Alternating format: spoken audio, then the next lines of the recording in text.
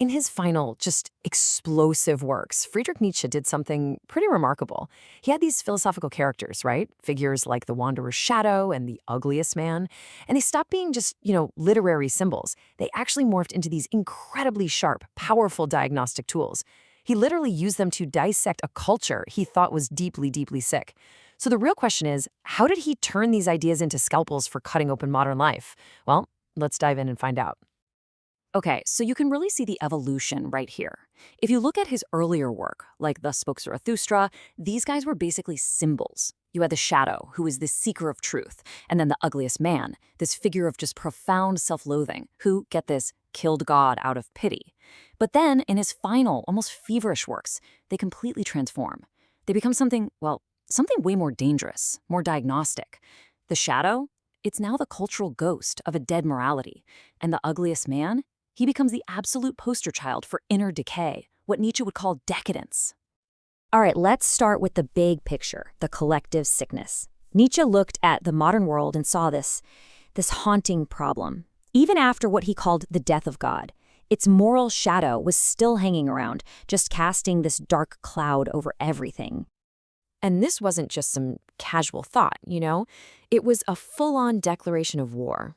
This line from Twilight of the Idols, it just shows you how high the stakes were for him.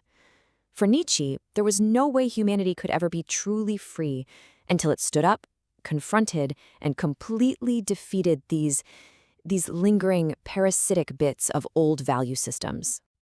So what exactly is this shadow of God? Well, it's not some literal ghost, obviously. Think of it more like the cultural residue left behind by Christian morality. Ideas like inherent guilt, making a virtue out of pity, this deep-seated need for punishment. He saw all of this stuff as trapping the modern free spirit in a kind of prison made of old life-denying thoughts. And the crazy part? It was happening long after the prison guard, God himself, had already left the building. And this cultural ghost, it isn't just some vague feeling in the air. Oh no, it has very clear symptoms. Nietzsche, playing the role of a cultural physician, basically laid them all out. First, there's this all-too-heavy seriousness that just sucks the joy out of life. Then you've got this deeply ingrained need for punishment and blame. And of course, that persistent, gnawing guilt. He argued that all of this together created this huge roadblock, making it impossible for us to even begin creating new, life-affirming values. So once you see this collective sickness, it naturally leads you to look at the individual. And this is where Nietzsche's focus gets razor sharp. He starts talking about the concept of decadence. And for him, it's all embodied in that tragic figure of the ugliest man. And oh boy, here comes his most provocative, you could even say scandalous, case study.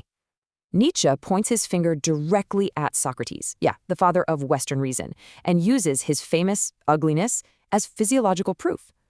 Now, this wasn't just him taking a cheap shot at the guy's looks. He was making a much bigger point, that Socrates' physical appearance was a direct symptom of an inner chaos, a decay of healthy, life-affirming instincts. And this idea is just so radical. Physiology as philosophy. For Nietzsche, your physical state wasn't separate from your philosophical one. Not at all. It was a direct reflection. A healthy body and a healthy spirit, they were completely intertwined. Decay in one was a sure sign of decay in the other. So let's break this down. For Nietzsche, ugliness wasn't just not pretty to look at. It was an active force that weakens and saddens us. It's a signpost for decay, for impotence, for a total denial of life.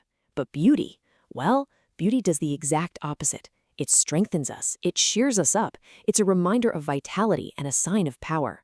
It is, at its very core, life-affirming. Okay, and now we get to the most dramatic turn in this whole story. After diagnosing an entire culture, and even the great Socrates, Nietzsche does something unbelievably brave and ruthless. He turns that same diagnostic knife inward, pointing it directly at himself. The patient is himself. In his incredibly personal autobiography, Ecce Homo, Nietzsche literally becomes his own patient. He performs this radical self-analysis, using the exact same harsh, unflinching standards on his own life and his own immense suffering. And what he finds in this autopsychology, this psychological self-autopsy, is just astonishing. He doesn't try to hide his periods of weakness or illness. He openly admits to his own bouts of decadence. But, and this is the real genius of it, he reframes the whole thing. His sicknesses, his struggles, they weren't shameful failures. Nope. They were necessary, absolutely crucial stages on his path to what he called great health. He actually integrated the shadow of his past suffering to become even stronger. This is really the alchemy at the very heart of his late work. It's incredible. He took the raw, hideous truth of his own suffering, both physical and mental, and just transformed it. He spun it into the Dionysian gold of his final philosophy, a philosophy that could look at all of life, even the darkest, most painful parts, and still shout a triumphant, yes! All right, so he's diagnosed the sickness in the culture, and even in himself. So what's the prescription? What was Nietzsche's cure for this sick world? A huge part of his cure was a complete, radical rethinking of pity. Now, for most of us, pity is a virtue, right? Well, Nietzsche saw it as a poison, a lethal depressant that doesn't actually help with suffering.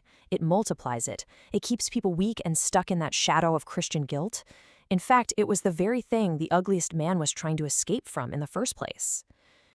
So, starting with that rejection of pity, he lays out this really clear, but really challenging path forward. Step 1, you have to wage war on the old idols. Expose those shadowy illusions of objective truth and morality for what they are. Step 2, become hard. Reject that life-denying pity and start seeing wretchedness not as something to cry about, but as raw material you can use for growth. And finally, step 3, become radically self-reliant. Learn how to live without that comforting, but ultimately false, light of universal values. So, how does this all wrap up? In his final works, Nietzsche takes the journeys of these two figures, the shadow and the ugliest man, and brings them to this really powerful conclusion, right inside his own spirit. And here's the key takeaway, the bottom line. The philosophical quest of the shadow and the biological shame of the ugliest man, they aren't enemies you need to destroy. They're stages you have to overcome.